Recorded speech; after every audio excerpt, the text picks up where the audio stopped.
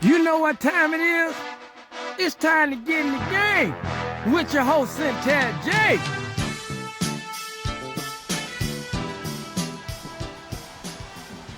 Good Saturday evening, folks. How are you? Listen, the draft is still going on live, and we are here live. This is not a recording. The people who you are seeing to my left and my right are here live in person in color. I'm Satara J, your favorite host of your favorite sports show, Get in the Game, and we are fascinated that you chose to join us this evening for our first ever post-draft wrap-up show. And to my left, joining me, you guys know him. He's been a guest here before, proud supporter of Get in the Game, Mr. Nigel Eldridge, former NFL linebacker. And then to my right, new friend to our host, to our show here, Get in the Game, former NFL quarterback and CFO quarterback. And y'all know him from here in Jacksonville. Y'all are probably pretty mad because if you could do that whole thing over again with Mr. Cleo Lemon, you probably would have kept him a little bit longer. But we're not going to talk about that, how they make mistakes here in Jacksonville, Florida. And in your opinion, we'll start with you, Mr. Cleo, because I'm sure you've been watching the draft. What kind of grade would you give the Jags so far? They just kind of made their last pick in the 6th round. You know what? I think where they are with the total rebuild, I think it was a good draft. Yeah. You know, I think they got the pieces that they really liked. You know, they targeted some guys. You know, some of them came off the board, but for a lot of them, I think they got the players that they wanted. And now going into preseason and going into the rest of it in the developmental stage, I think it's a good place for them. Yeah, and that's hoping we start the season on time. I think Cleo was a little fair. Yeah. I'd probably say a B. Okay. They went really heavy on defense. And then if you look at the scheme of Jacksonville, historically, they've always relied heavily on their defense.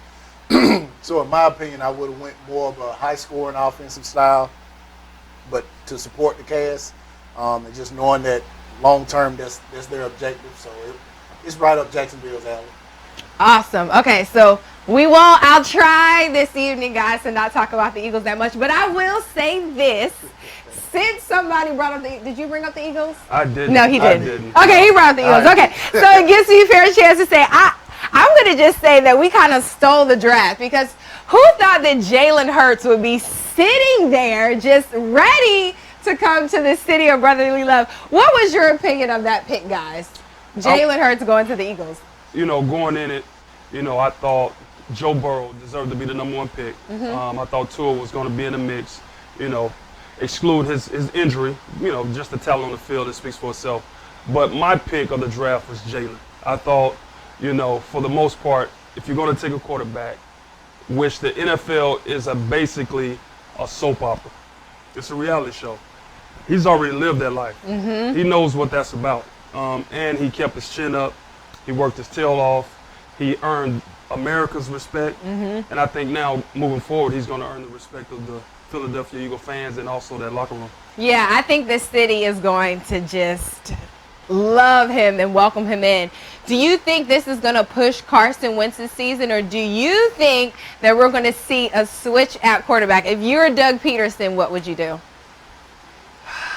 Well, just knowing the challenges that Jalen will face coming into the NFL, the biggest difference from my perspective was the speed of the game. So when you're going from collegiate level to where you may have 4 or 5 guys on the team that are running 4 or 5 speed to a team where everybody's legit and everybody's fast, big and strong. Yeah.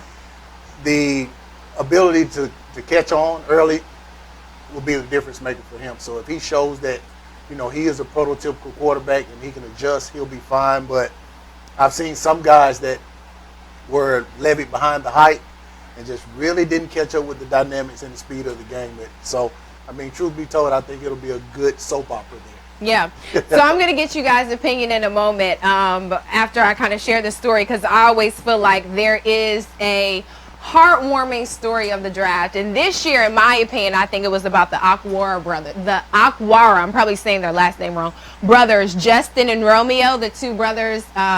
Romeo got drafted to the Giants and then managed transition over to the Lions. And then we saw the Lions pick up the younger brother, Justin, in round 3. And his emotional breakdown just live on TV was so heartwarming. And the coach calls him and he's saying, yeah, coach, this is something I've dreamed about since I was a kid. And I believe his brother, Romeo, was the one holding, doing the recording, and he said, bro, I'm not paying rent in Detroit. But it was just a cute, heartwarming story. And then we had some not so heartwarming stories, and we were talking about this before we came on live, and that's the story of the girlfriends who take the opportunity to use their boyfriends, or Cleo seems to think that, there was a tutor involved. You have to be careful throwing around that girlfriend tag. Yeah. Maybe that's not the tag. Yeah. We don't know how that relationship is defined, first of all. This is true. And if it is a girlfriend, you got to slow down a little bit and kind of figure it out. Yeah. It's a different type of water you're going to be swimming in moving forward. So, you might want to see what's out there first. Yeah. It is interesting because, one thing you were saying, Cleo and Nigel, is that I think some people forgot that this was a virtual experience. So it's a live play at your own risk home game, right? So we can see everything that's playing out.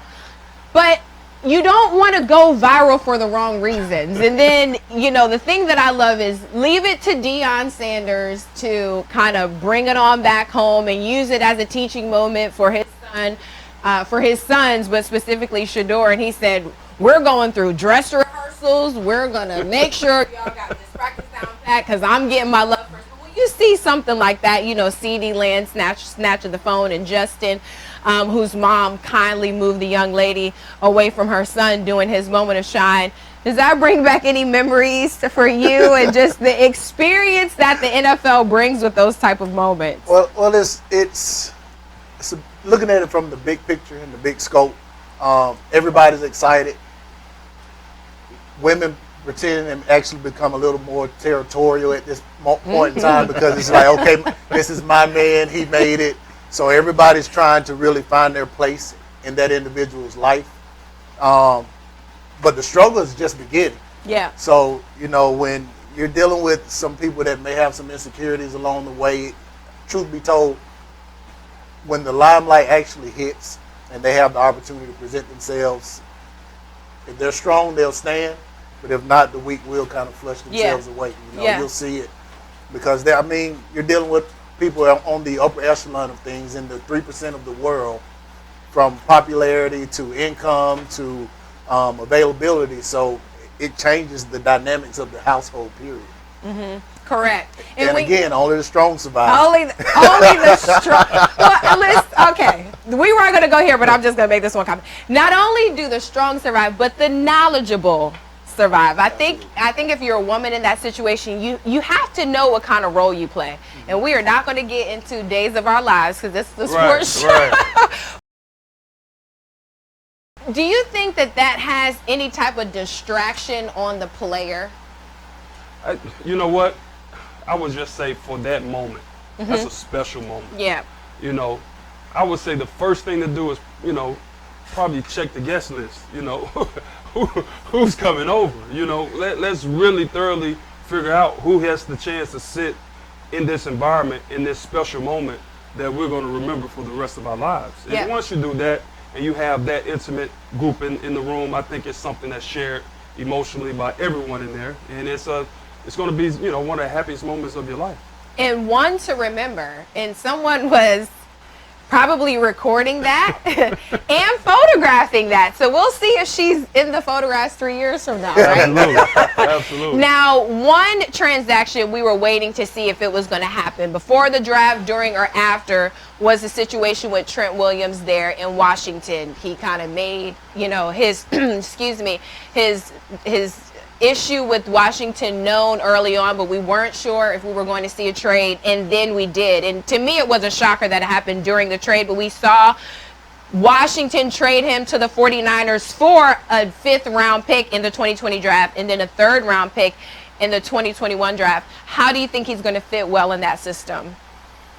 Well, if you really look at it from the big picture, outside in, when you start kind of alleviating yourself from the rest of the team, and you make comments like that, you put a target on yourself. And once you've kind of been labeled at that point, your back is against the wall. So now he's presented himself with a different opportunity. If he doesn't take advantage of it here, it may be the last time we see him. You know, there's a lot of guys who have the talent but don't control their attitude and their mannerism outside of the sport, and that affects their longevity in the game. So I'll be interested to see what the output is from him. Yeah, and I think Trent Williams, I mean, you can make the argument that years from now he'll be in the Hall of Fame because he's a phenomenal left tackle, and he's shown that in his dominance in Washington. If you're the starting quarterback in San Francisco and they acquire a 31-year-old left tackle who has had, injuries and had a situation there in Washington, are you excited about him coming over to protect your blind side, or would you have wanted to see your team go in a different direction? No, absolutely. I would love the addition, of Trent and that type of talent on your team and the experience. He's been, in a lot of big games. And, he's a leader. And, and what's kind of intriguing about the whole thing as well is that he turned down a trade opportunity to Minnesota. Mm-hmm. He turned that trade opportunity down. So I guess he saw the 49ers as the best option for him to get back to that Super Bowl level. And that's interesting to see in this part because now, the quarterback feels like, he has someone that believes in him. And if you have that, type of teammate with that type of talent, it can actually excel your progress to being one of the top-notch quarterbacks in the NFL. Yeah, and we can only speculate that maybe it played a role, but I think maybe within an hour or two we saw Joe Staley retire, and I'm not sure if he was, you don't know. I'm sure players go through this process during the course of the season, but they lost one, and then they were able to pick up one. So he spent 13 years there with the 49ers, so he's definitely going to possibly be a Hall of Fame candidate there. So let's kind of go through the first round. You guys give your opinion on the drafts. We already said Joe Burrow went first. Did you think that the Bengals were going to go with him, or did you think Chase was going to come off the board? I knew the Bengals were going to go with Joe Burrow. I thought New England would trade up and get Joe Burrow, though, because of the prototypical body style that he has in comparison to Tom Brady. I thought New England would have tried to trade up to him, but he is the first overall pick out of the quarterbacks that he was hurt. Yeah, and we kind of assumed Chase Daniels would not drop, because he could have went first, but goes second to the Redskins because Ron Rivera is such a defensive-minded coach. How do you think he's going to fit in that system? I think it's going to be great. I think with Rivera, he's one of the best coaches in the NFL. I think he's undervalued. I think he's a really great coach. And I've heard from numerous players, former players, that say he's a leader of men. He puts it. He's a straight shooter. He puts it out there. His resume speaks for itself. Being a member of one of the best defenses in NFL history with the Chicago Bears, the 85 Bears, he knows what it takes. So now you take a player like Chase and you put him in his system, with his leadership. I think he's going to reach his potential, and I think he's going to be a remake of possibly of Julius Peppers. Oh, wow. That's a great comparison. Great comparison. Yeah. I'm sure Chase is somewhere like, thanks, Cleo, man. Put me on the level of Julius Peppers. And we know how chaotic he caused offensive lines in his career. So that's a great comparison. Let's look at your former team, Detroit Lions. They chose to go defense and drafted cornerback Jeff Okudah. What do you think about that pick? It's a good pick. I think defensively we've been struggling in the secondary for a while now. I've heard comparisons with him to Dre Bly, which says a lot, but he has the speed and the tenacity to be a great individual input on the defense. So. Now, there were 7 tackles that went in the first round. I think that's the most we've seen in a while. And the first one to go was Andrew Thomas. He went to the Giants. Now, we know that they have Daniel there as their quarterback. Is he going to be able to come right in and help shore up that offensive line immediately? He better. Yeah. The owner, Johnson, he's not cutting that big check, for a guy to come in and sit around and watch. So I think the expectations are there. I think that's why they went and got him at that spot. But he's going to have to really, find his groove within the system. And I think that's something that sometimes, the casual fan doesn't understand, is that the type of offensive system and scheme that you put in, it might be a little different than what you did in college. So now that's to really speed up with no OTAs. Right. You know, no pre-draft, no preseason work. So, you know, these guys are really going to have to, you know, get some individual work in with some trainers and really have someone in their ear from the organization that's kind of probably virtually teaching them this information, you know, from afar. And speaking of that, because we know that typically after the draft, rookies, I mean, if not the night of, the next day they're on the first thing flying out to their new city. That's not happening now. How much will that affect a quarterback like Justin Herbert, who went the 6th pick to the Chargers? I think it's going to affect them. But the difference between where Joe Burrow failed, because everyone knew, Cincinnati knew they was taking Joe. And from what I've read, you know, in articles, Joe actually had the playbook, you know, weeks before. Wow. Okay. So he had been already in a position where he was studying the playbook. I don't know if Herbert had that opportunity because at the 6th pick, you really don't know how the draft's going to fall. So you don't want that type of information out there with a quarterback. But these guys are smart, man. If you're getting drafted in the 1st round being a quarterback, you have to be intelligent. You have to be a fast learner. You have to be able to adapt to different environments, and I think he'll do well. Yeah. From a defensive standpoint, we saw the Panthers in Arizona kind of shore up their defensive side. Derek Brown and Isaiah Simmons. Talk about these two players and the difference they'll make immediately in those teams. I mean, Isaiah is the kind of guy that could play anywhere on the defense, from the defensive line to linebacker to safety. He's a game changer. I think from a leadership perspective, they'll both step in and really provide that nature on the defense and actually be able to guide some of the older guys into a different mindset. I've watched Isaiah practice. He is 110% at all times, so it's really unique from a dynamic perspective to see a guy like that go into the NFL who's already conditioned for it. So it'll be exciting for sure.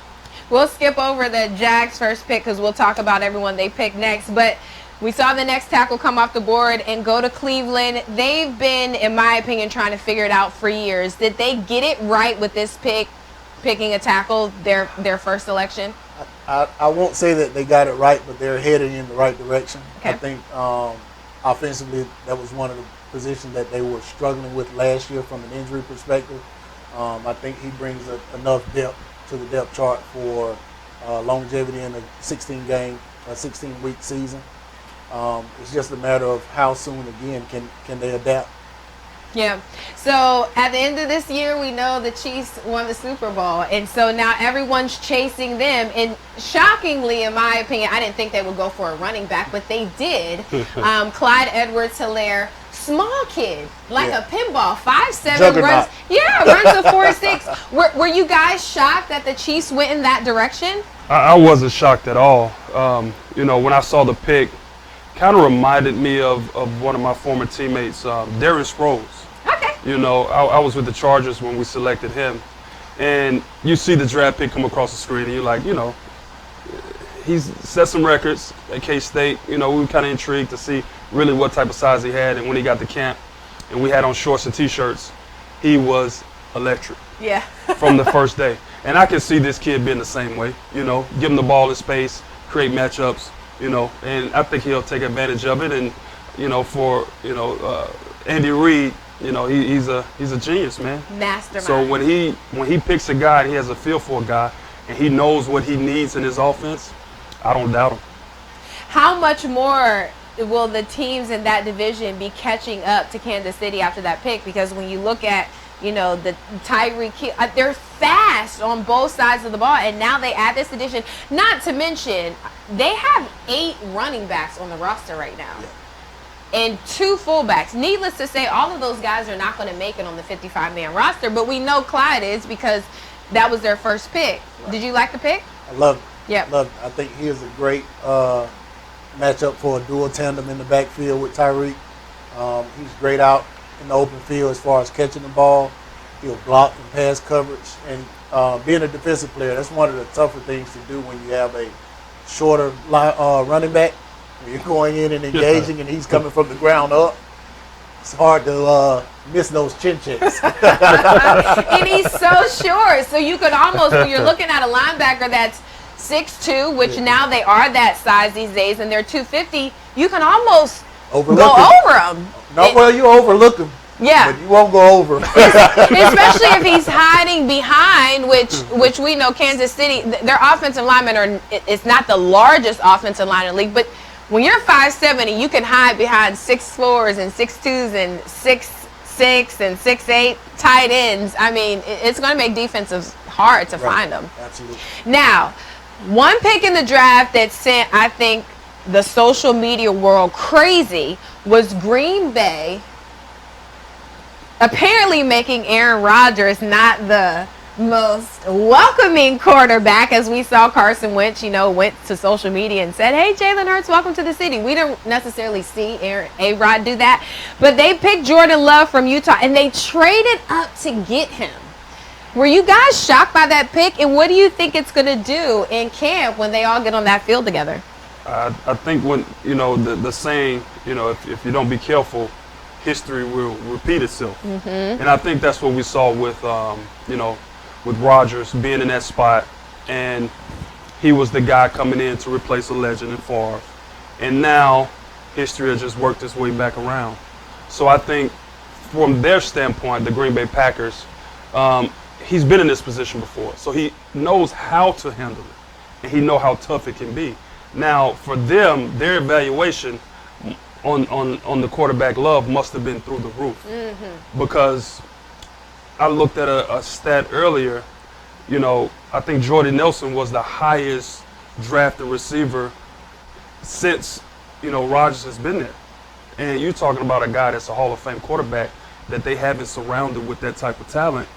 And then you go and take a quarterback in the first round, which you could have had, added a receiver, added a tight end, added an offensive lineman or a running back, someone to actually help him move the chains, and they go and, find his replacement. I don't know how he's going to feel about it. He's going to put him in a tough situation. Yeah, you've been in competition mode before, and I would like you both to answer this question, because I think the biggest difference here with this whole draft is the fact that the coronavirus is slowing down everything.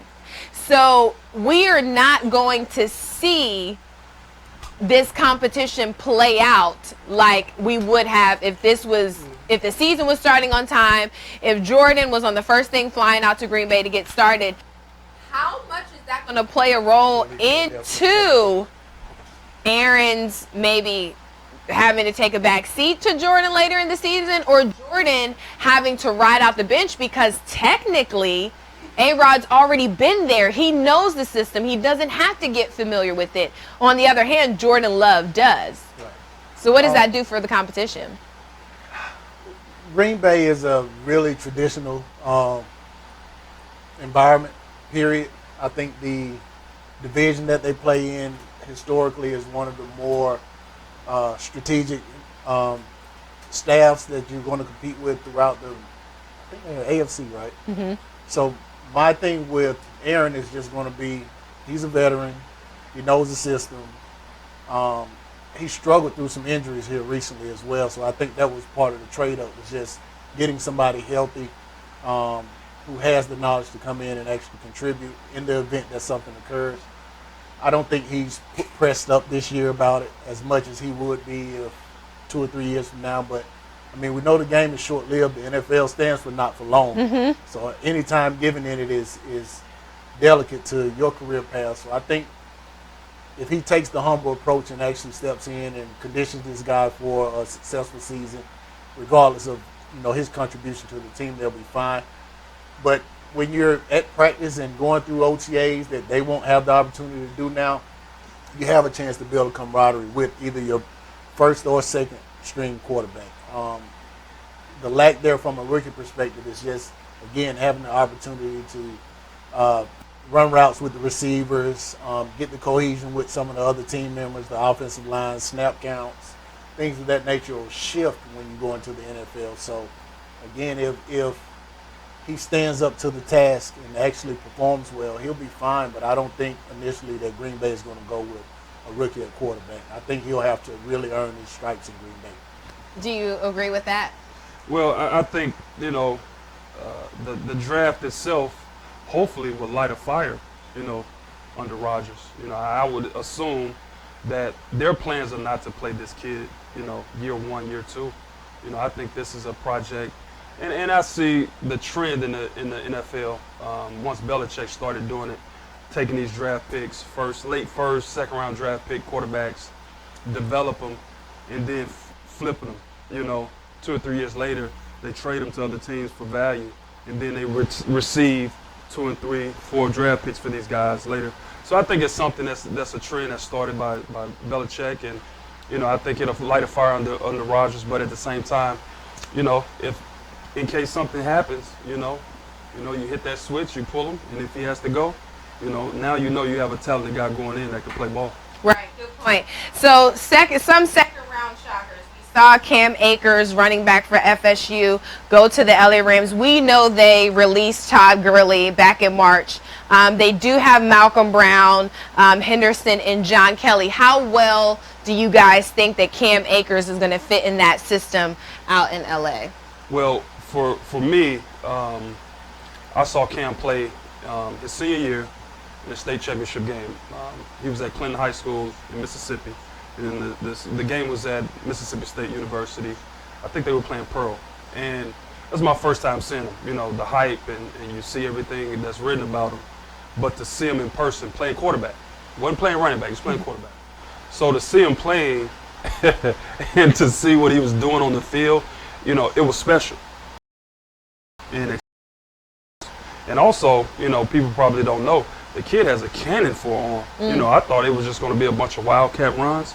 Kid was play action, rolling out, throwing 15-yard comebacks and doing all kind of things. So I think for him, he's a special player, and he's always been special. So I think they really put themselves in a good position by replacing Gurley with the talent of that level. In your opinion on the pick? I agree. I completely agree. I think that he'll be an immediate contributing factor over there. How they leverage him, whether they use Wildcat, things of that nature, giving him some easy plays to adjust and build his confidence up in the league, as well as just looking at the dynamics of the team and where can he support and him learning his role. And if that time on the field increases based on his contribution, you know, push come to shove, I think he'll excel. And we definitely saw the Ravens possibly get a lot better. We know they're hopefully, Lamar says that they're not going to get bit by the bug of not being able to return to the Super Bowl next year. But they did shore up that running back position with Mark Ingram getting a little bit older. He's been in the league for a while, and only having Justice Hill. They went and grabbed J.K. Dobbins. How good of a pick was that for the Ravens? He fits the scheme for sure. He is definitely one of the more dynamic backs that were in the draft. I think that with Mark, the balance there and not just really throwing him in the fire and letting him play a 16-game stretch at a running back position can be really fatiguing on your body. So just him being able to come in and learn the scheme of things, contribute where he can, and just piggyback off of the progression that Mark Ingram has had throughout his career and just learning his role and position overall will do him well. Will he be able to make an impact immediately? Absolutely. You know, I think Ozzie Newsome set a trend there. You know, just a great drafter and a great evaluator of talent.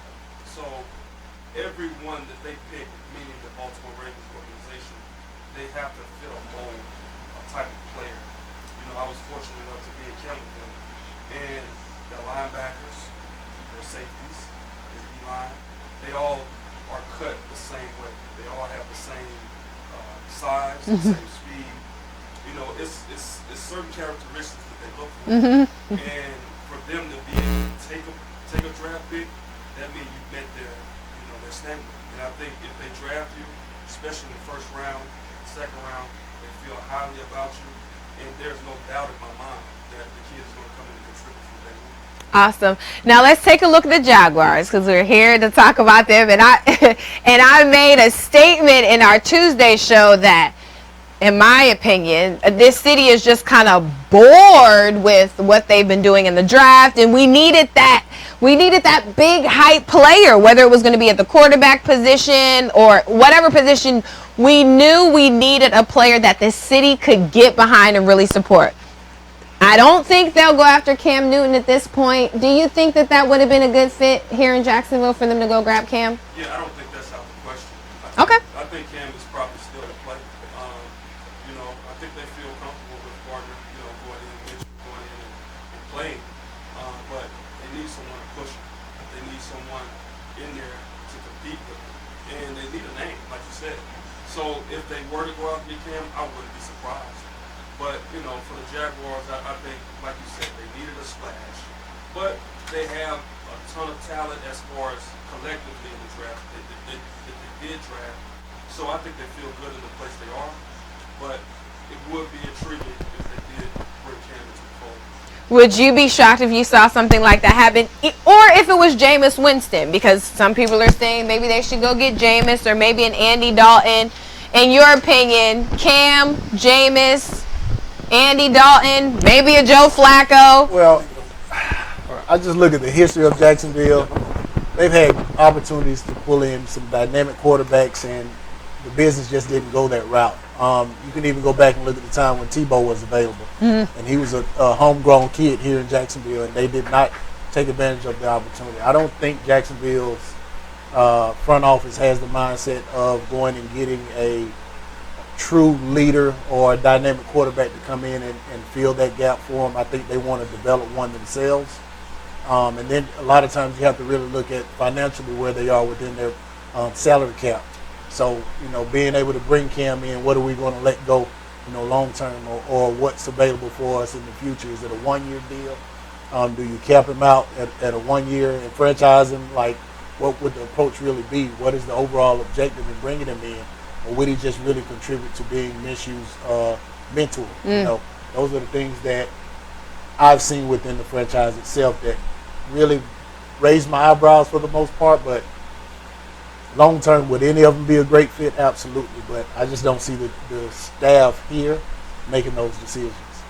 Now, before we get into the draft that, you know, the Jaguars had, I want to ask you this because you're here, you're a quarterback, and you can give us a good insight on this. When you look at somebody like Cam Newton, does he still have it left in him to be a starting quarterback somewhere and produce to the level that he did before all of the injuries?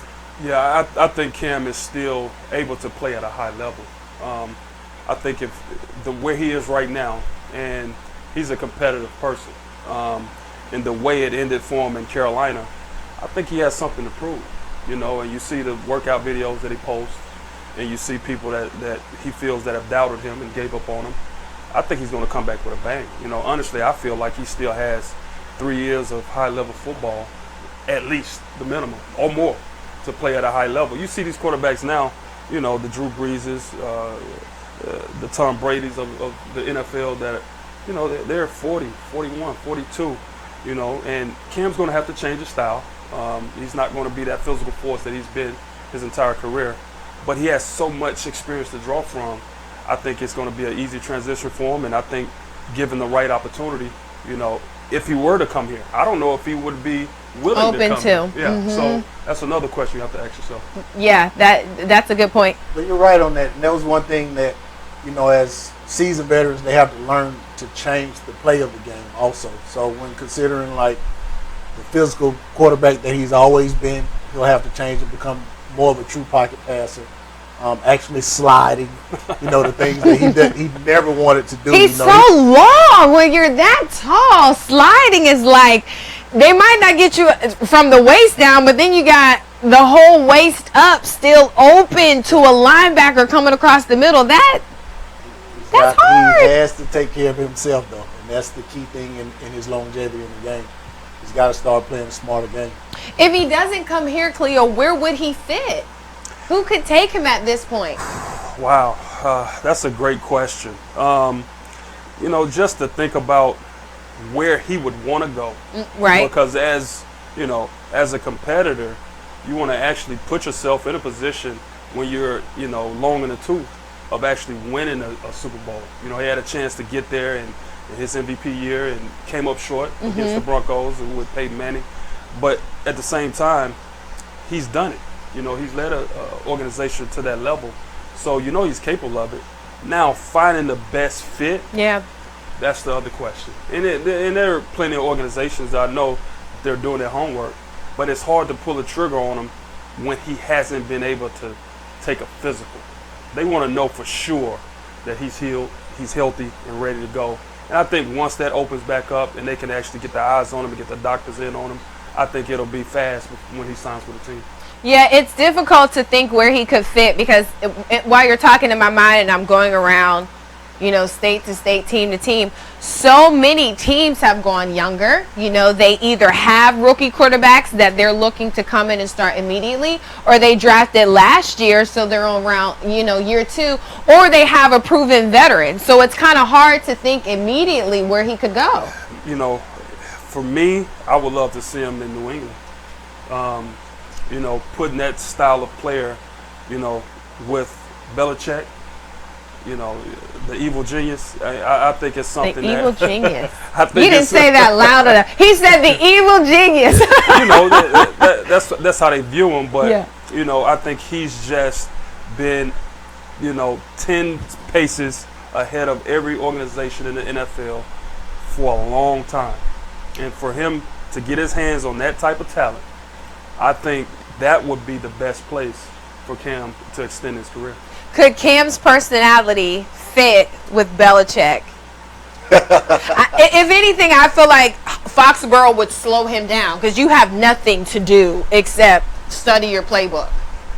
Well, and back to the point, Cam is aging, so he's getting a little older, a little bit more mature, so he's got to make some he's got to make some smart decisions there. I think Belichick and their program would produce a different Cam. His dynamic style of play would really bring a boost to that organization. But again, it's a matter of where does he want to play. The worst thing you can do is get traded or placed or picked to play in a place where you don't feel you're going to be valued to your best potential. Because then you get to a place of not giving your all, and that increases your risk of being injured again. I definitely agree. And, you know, with Cam and what he brings, and I always say it's always about mindset and where his mindset is right now.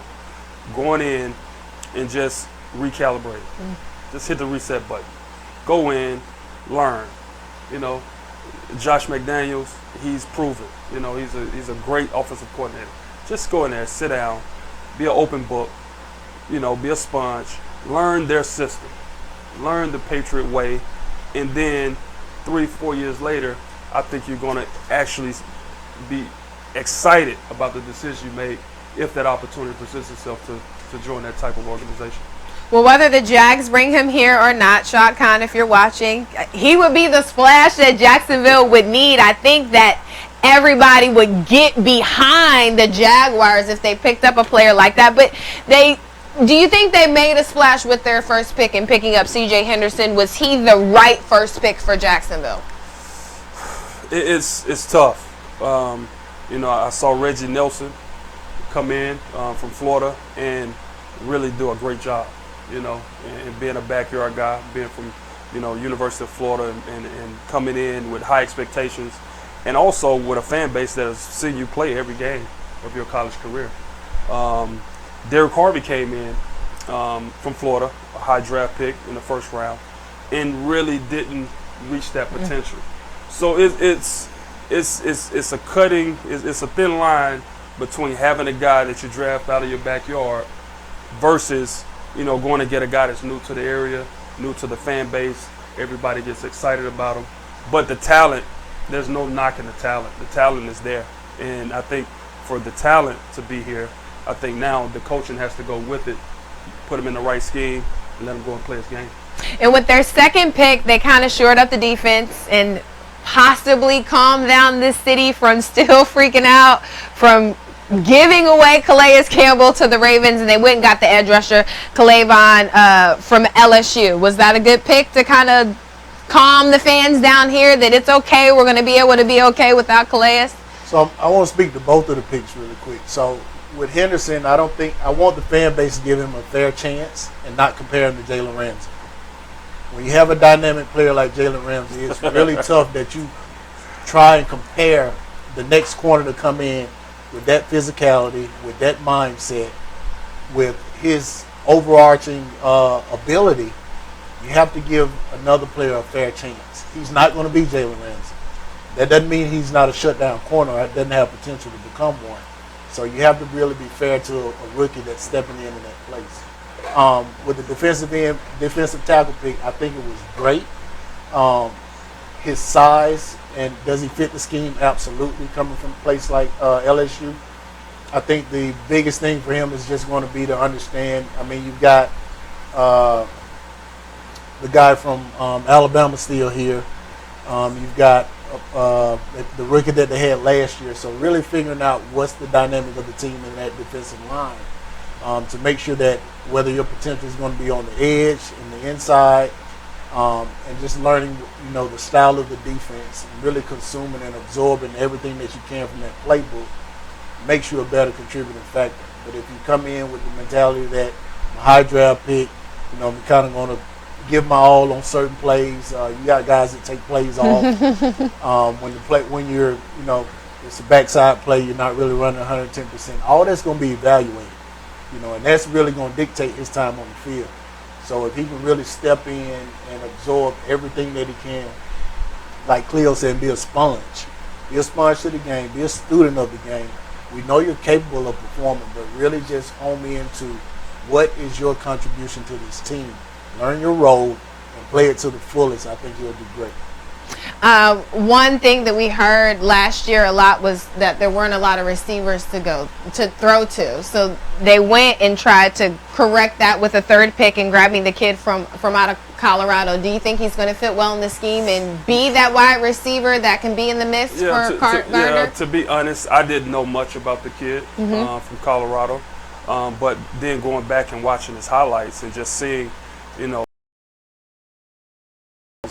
and his catching radius and the big play ability that he's shown, on film, I think it was, for them, I think it was a good fit for him.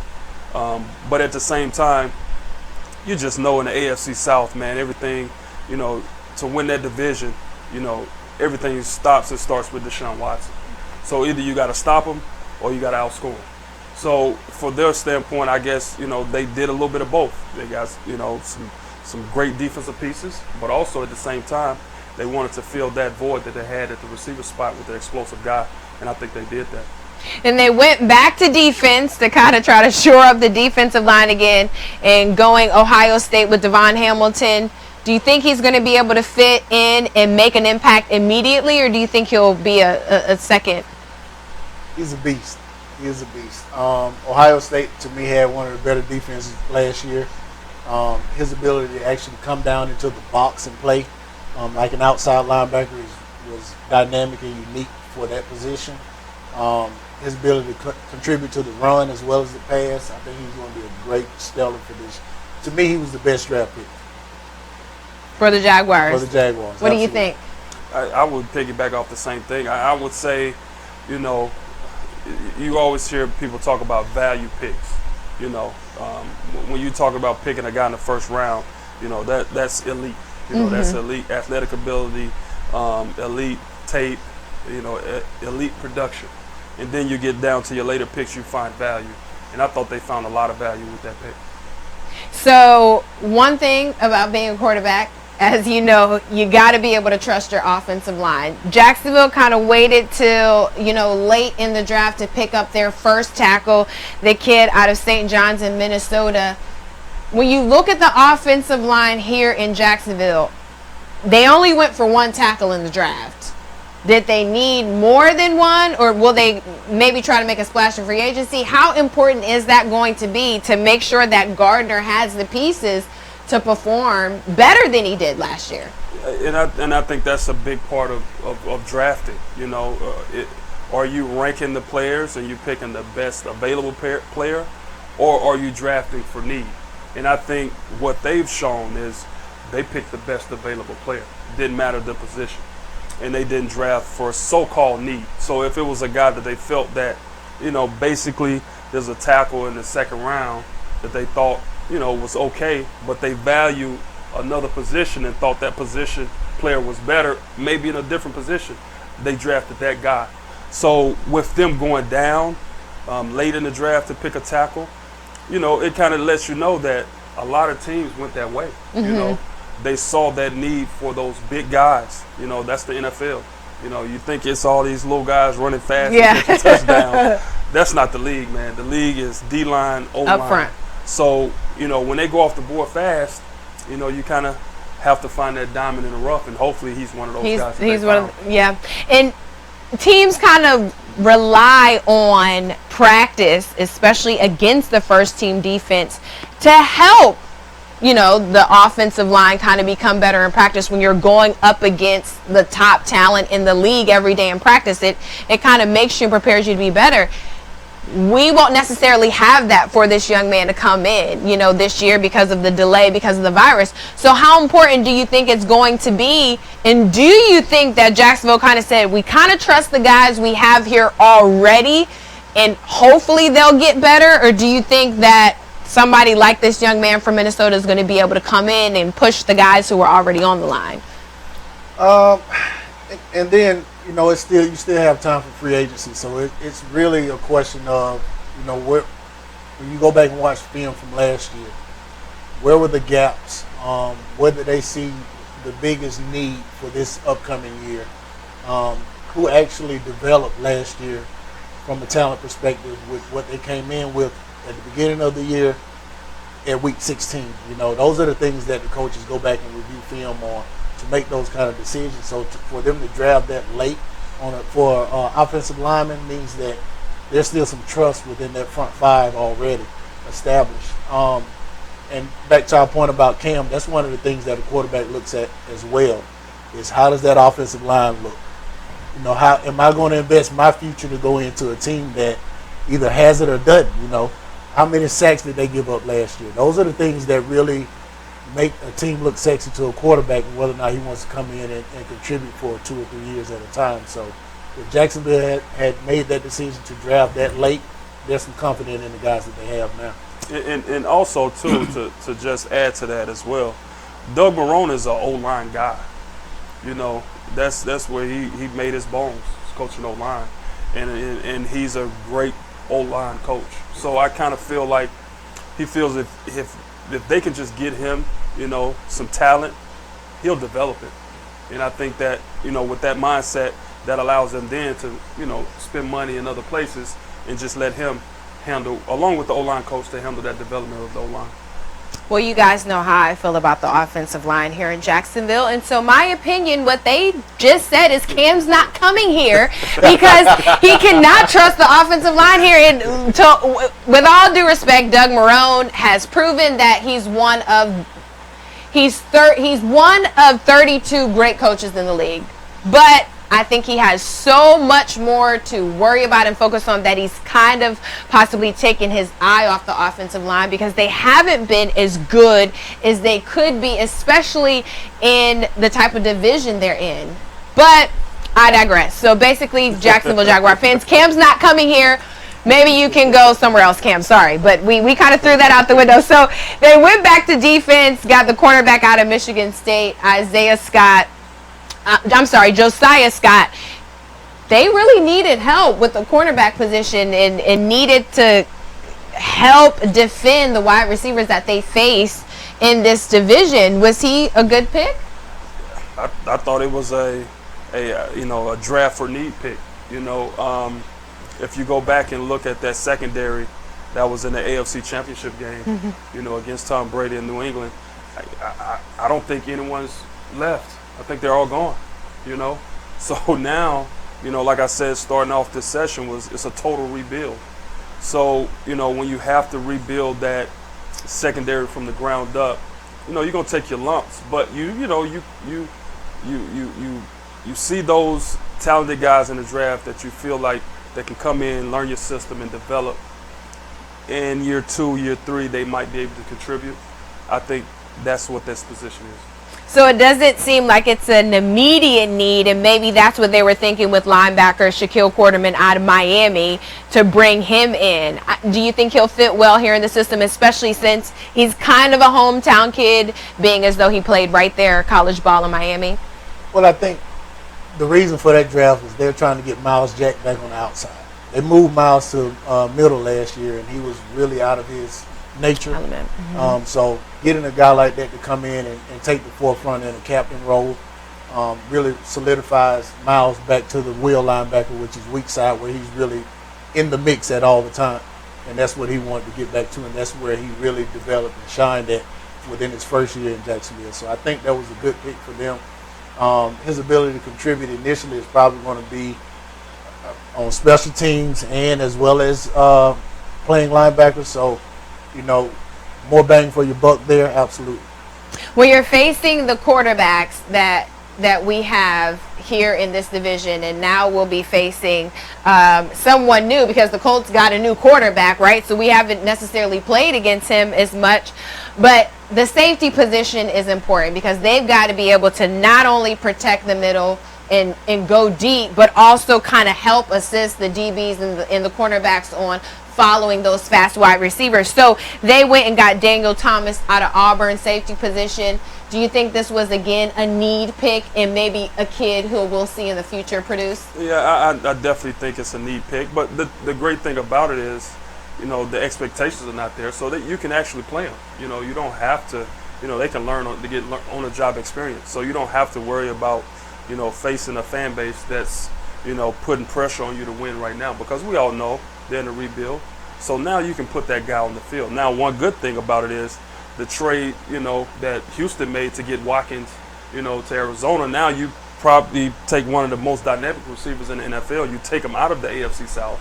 So, the coaches and players sleep a little bit better at night. Right. No, he's off the board. Don't have to follow right, DeAndre. Right. So now, you got to deal with Phillip Rivers in Indianapolis. He's a statue.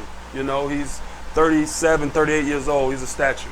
Let's get after him. We can disrupt him, So they feel good about that. Now you're talking about, the Titans, they paid their quarterback a lot of money, right? And the same guy that Miami got rid of. Mm-hmm. So now, yeah, you're talking about Tannehill. I like that matchup versus Tannehill. I'm not knocking him, but Deshaun is the only quarterback that really scares me. So if you want to win a division, I think you put them young boys out there, you just let them go. And I think you still got a chance to win the division. And again, Gardner Minshew needing targets. They went and got the tallest wide receiver that in the draft in Colin Jones. They may, depending on if he can put some size on. But was that a good pick for Gardner? I mean, he's a little shorter than most quarterbacks. Right. Is it easy, when you're trying to throw over offensive line to a taller receiver? I would say the red zone, meaning, the 25 and in. I think that's where he can show up big for the Jaguars, being a red zone target. Those windows get small down there. The field gets small. So you have to fit them in tight windows. And sometimes you have to put that thing up high and let them go and get it. And if you got a guy that size that can go up and, as they say, moss, defenders, I think you have a better opportunity to convert touchdowns in the red zone other than kicking field goals. And that's who Jacksonville had in Mercedes Lewis when he was here all those years ago. That's what he did, as Cleo said. In that red zone, you throw it up there and you let that 6'5", 6'6" kid go get it. Are we going to see that happen here in Jacksonville with Johnson out of Texas? Absolutely, because, if you look at his wingspan, your target zone, your target radius is wide. Probably at least 5 to 7 feet, from wingspan perspective, as well as just being able to get the ball within the vicinity. He's going to catch it. If you can put it on target or close enough, it's almost guaranteed. So back to Cleo's point, in the red zone, short distance, for sure, little dump offs, just getting them the ball, getting them acclimated to the game. It's the biggest need at a receiver position is just the ability to build your confidence up coming out of the gate, catching some of the shorter routes, the screens, the slants, getting engaged in the game and keeping him engaged builds his confidence so that, to his point, red zone, throw the ball up there, I'm ready. I've caught 5 balls driving down the field now. This is going to be easy. I'm ready. And watching Gardner play, he likes to make things happen outside the pocket as well. He does a great job of buying time. And I think when you are able to buy that time, that's when those big guys, and especially those fast guys, that's when they have the ability to separate And I think with him being able to get outside the pocket, extend the play, and then giving those big targets and those fast targets the chance to go up and get it, I think they're going to use it in a really good way. Now, going into the draft, when you looked at the Jags' needs, cornerback, they needed a lot of defensive positions. Cornerback, D-line, linebacker, O-line, and running back. I don't think anyone was expecting them to pick up a quarterback, but they went ahead and got Jake Luton out of Oregon State. Is that to push Gardner? I mean, what is that pick all about? Is that a camp body that we hear, a lot? No offense to you, Jake, but I mean, you're in the NFL now. That's what they call them, camp bodies. Right. And yeah, he has to get ready for it. He's going to get broken down from from top to bottom. But I would love to see them go out in free agency and get an established guy. That's what you would want to do. With Minshew, and it been his first year being the guy, being the starter for an NFL franchise. I think this is when you start to see teams break you down even more. They got tape on you. They played you before, especially your division opponents. You don't really have as much success that second go around. So if you can have a veteran in that room to say, hey, look, man, I've been there. I know what's about to happen. Let me let you know, before you step on this field, what to look for. When you have a young guy that's in there for the first time, there's not much he can add to help the starter. So you would think they would add someone, but hey, go in there and compete, man. Give it your all and just see what happens. Well, we were not expecting to see Gardner Minshew, but unfortunately for Nick Foles, it was due to an injury because of the weakness of the offensive line, but I digress. Camp body, could he possibly push not Nick Foles, Gardner Minshew? Does he have the talent to do that? Well, he's a late draft pick, so his back is against the wall for sure. Does he have the capability? Absolutely. Playing a Division I school in college, he actually set a couple of records there, and his ability to the short game has been his thing. Without little film that I have seen on him, so 5 to 15 yards out, check downs, all of the above. Does he have the cannon in order to extend the play out, throw the 20, 30-yard ball? I'm not sure. But again, if he can come in and just contribute initially, I think long-term longevity is really up to him.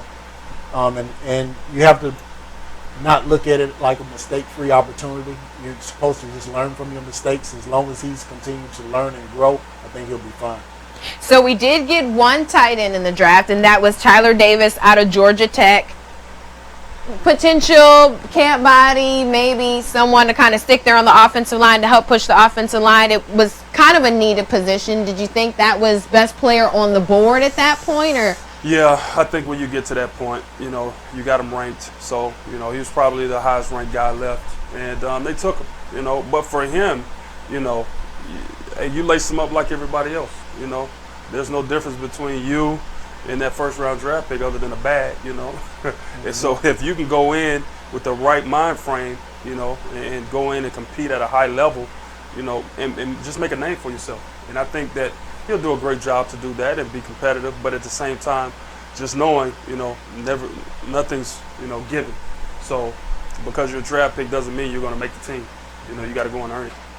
And one thing you said back during your interview that I remember is there's 31 other teams that are going to be watching as well. So if you don't make it here, if you don't make the final cut, then maybe you can make it somewhere. So their last pick was another cornerback. So they went 3 cornerbacks in this past draft. Chris Claybrooks out of Memphis. Seen any film on him? What's your opinion of that pick? So I kind of followed Memphis last year because before they went to the All-American League, they were in Conference USA. So we actually used to compete with them at UAB. He was a phenomenal corner. Not playing some of the upper echelon schools would probably be the reason why he dropped so low in the draft. I think with the chip on his shoulder, he'll come in and have the opportunity to actually contribute. Sky's the limit as far as what I've seen on him. Not as tall as you'd like at a corner position, but really fast, able to break on the ball. And I think just, being an underdog, he should be able to come out and get some grit behind himself and do well. So I'm looking forward to seeing him. So overall, giving out a grade again, now that we've gone through all the picks. In the beginning, you said a B. Do you still feel like Jacksonville gets a B, even though they didn't necessarily fix the offensive line that we thought? They didn't go get a running back, which could have been a considered need. Maybe they'll go out in free agency. We know Todd Gurley's still out there, maybe, or Devontae Freeman's out there. Right. LaShawn McCoy's out there. There's tons of Frank Gore's still out there as well, I believe. So there's tons of running backs you can go and get. You still giving them a B? I still give them a B. I think what they did was actually look at, again, where they were last year, how some of the guys finished off, where they were as far as injuries, looking at the growth on the team, the development of the players. I think they still deserve a B. Do they get better? I think sometimes it's, you get better as a group, as a collection of talent. I don't know if you can single one pick out that you would say he's a, organizational changer. But I think with the number of picks they had, the talent they were able to evaluate and bring into the organization, I think they're going to be better as a group. I think the locker room is going to be better. I think that's where a lot of issues that were lingering, and I think that's a conscious decision that they made moving forward was, hey, let's get some guys that's going to buy into the system, that's going to be team first guys, right? And you really hate to see Calais go because that's what his role was. But at the same time, I was a part of something Marty Schottenheimer did, the same thing. He got rid of a bunch of veterans, brought in a bunch of young, hungry guys on their first and second year deals, that were just ready to play. And, man, they went out and competed, and I can see the same thing happening with this team because the division. I think, Houston is the top of the division, but they got rid of Watkins, and now players on that team are questioning the head coach O'Brien, so you don't know where their mental is going to be, right? So I think the division is up for grabs, and if you get these guys to click and become a team, I think they can go for it. If Jacksonville does nothing else in free agency, if they don't bring in Cam, if they don't bring in Jameis, if we don't see any quarterbacks come in, whether they do or don't pick up a running back, and if this season was to start on time, at the end of this year, will we see the Jacksonville Jaguars in the playoffs, or do you think they still have more work to do? And is Gardner Minshew the guy of the future here in Jacksonville? I can honestly see this division coming down, almost like, the NFC East did last year with the Cowboys and the Eagles. It might be an 8-8 team, 9-7 team that squeaks into the playoffs. Now, Tennessee, obviously, returning what they did getting to the AFC Championship, and with the talent that they have, probably looks like they're trending in the right direction. But at the same time, do you trust Tannehill? Can he do the same thing he did last year? The jury's still out. They gave him $100 million. We'll find out. But let's go out and compete, man. And let's not just give this division away. Let's go out and try to win it. And a lot of times from what you could argue that you see over the years is, it happened to Matt Ryan, in my opinion. You see these guys get the $100 million deals, and then their production drops terribly. If that does happen with Tennessee, is Jacksonville the front runner to take this division, or would it be the Texans? Or could the Colts sneak in? Because Phillip Rivers, in my opinion, he has a lot to prove as well, because people think that he is trash can water. They think he is.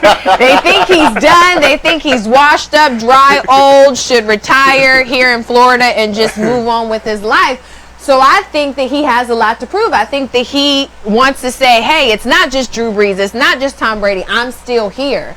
So we could see the Colts make a splash as well. Well, I think the Texans probably would be second in the seat as of today. Jacksonville and the Colts would probably be fighting for a third seat. Really boils down to the team overall, the dynamics. How well can they cultivate together?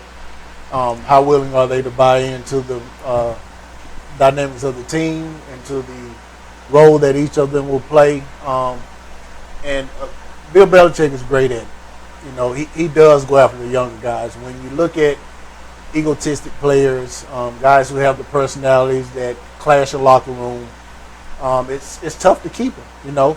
When you know that, overall your franchise is dependent on at least 50 other players, why take the risk at one? So being able to get the hungry guys in there, giving them the opportunity and knowing that there's growth and potential behind them is difficult to shy away from. You want a big name guy in there selling tickets for sure, but if at the end of the day it's going to cost you the dynamics of your team overall, a lot of guys are not willing to take that risk.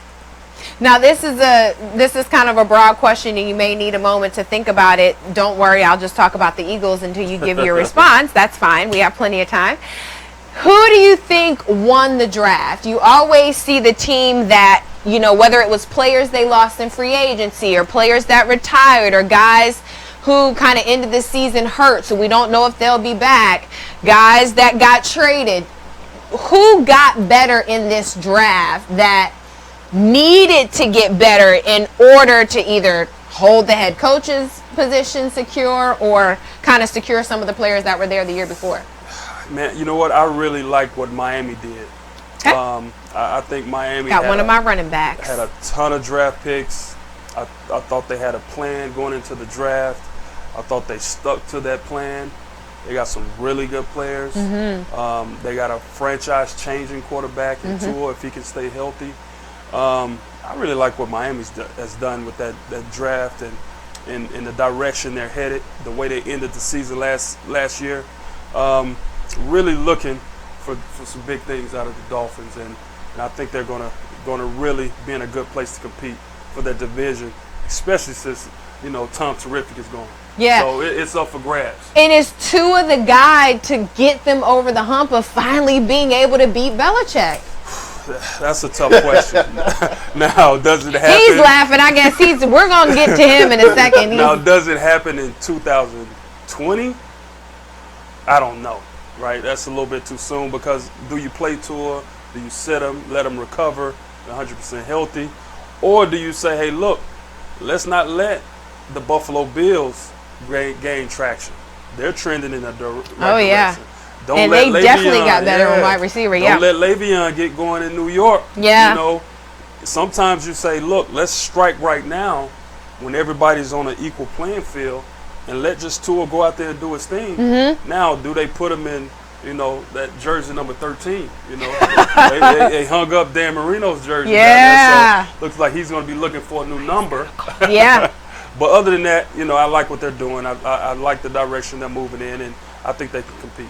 Now let's keep rolling with the Dolphins before you give your team pick, because when I think about Bill Belichick and you look at Tua being able to get over that hump, he is being coached, but he had been coached by arguably one of the greatest college coaches in the history of the game, in Nick Saban. And we know how close Nick Saban is with Bill Belichick. So having been under Nick for that long, is there something he's maybe been able to learn about Belichick that he can use to his advantage?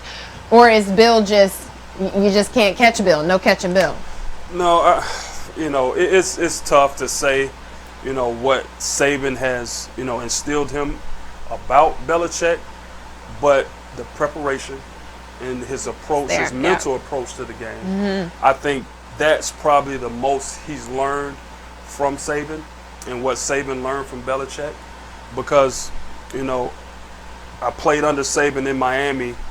And Saban, he was a guy that was going to find ways to win. So for us, we played the Patriots at home, and I think that was our first time playing them in that division with Saban being a head coach, and we beat him.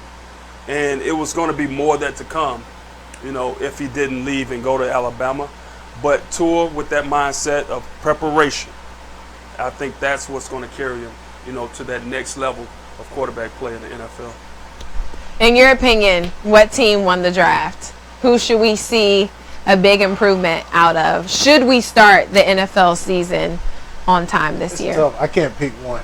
You can pick the Eagles if you want to. Why not? I mean, we got Jalen Hurts, and my producer, Mr. Petty, thinks that Carson Wentz sucks, which I don't think he does, but you don't have to pick the Eagles. You can pick anybody who you want to pick. I mean, I like the first overall pick. I do. I think that Joe's going to bring a lot to the league. His willingness to win reminds me of a late great quarterback. His ability to kind of finagle a defense. Who's that late great quarterback? Tavares Jackson. So his mindset and his ability to kind of counter an offense, because you don't look at him as a runner. You look at him as a traditional pocket passer. But he actually can run and will, but has a strong arm, has the mindset of a Tim Tebow to come in and win regardless of, back against the wall.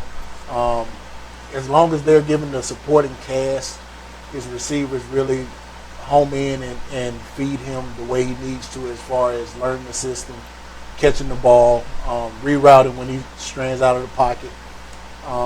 He'll be fine. I think the Bengals got the best pick in the draft. Absolutely. I'm sure they feel that way as well. Listen, guys, we're going to wrap it up here because they can smell the chicken. And the chicken I'm talking about is from our sponsor, Alvin Brooks at My Season Chicken and Ribs. So I'm going to let these former football players who probably still have the same appetite they had when they were getting ready for their you guys remember when you were getting ready for the draft? Absolutely. Yes. Absolutely. Yeah, those memories still sit there. Oh, yeah. What were you doing? I was training. Yeah. I was training in Memphis, Tennessee. I signed with Jimmy Sexton. Okay. And he had his class that year. That was 2001 draft class. That was Michael Vick, LaDainian Tomlinson, that draft. So I was training, man, trying to be at my best to go into the combine and make a name for myself. Yeah, such a teacher's pet training on draft day. Were you training on draft day? I was eating. He was eating. I was at my high school, Lanier in Montgomery, Alabama, along with Henry Tellers, one of the guys that got picked to go to the Jets. He and I were sitting down eating some barbecue from Cook Mom. So, absolutely, this is a remember. Whose barbecue's better? Oh, I can't say. Bro, Alvin for sure. Okay. Brooks. You heard that, Alvin Brooks. He's saying your barbecue's better than his draft barbecue. So we're going to let these guys eat. You guys, thank you so much for joining us for our post-draft wrap-up. You know where you can find us. Head on over to YouTube. Go like and subscribe to our page. Get in the game with Satara J. And follow us on social media as well. Instagram and Twitter at Bunch of Legs. That's LEGZZ. And on Facebook at Satara Bunch. Also join 904 Live Network there on Facebook. And head on over to their website and like their page as well. Don't forget, we are here every Tuesday at 6:30 live. Next week, we're going to kind of shift gears because I've been talking about football for a long time. But we're going to have Grayson Marshall Jr. on the show to kind of relive his past of playing basketball. So that should be fun. And then join us in May, because in May all of my shows will be dedicated to the mothers of NFL stars. So you definitely don't want to miss that. You're going to want to set your calendar for that. Listen, you guys, enjoy the rest of your Saturday evening. I'm going to let my guys go ahead and eat barbecue. You guys head over to My Season Chicken and Ribs if he hasn't sold out already for a Saturday. Best barbecue in town. I know because I can tell by the way people eat it. I don't eat chicken, but he does have a plant-based burger, so you can ask him to hook you up with a Beyond Meat burger there as well. You guys enjoy the rest of your evening. Thank you to my producer Stefan Petty, Mr. Allen, the best momager on the planet, Melinda Henry, and my stylist Barbara J. You guys, we will see you here next week live here on Get in the Game Tuesday at 6:30 p.m. Enjoy the rest of your evening.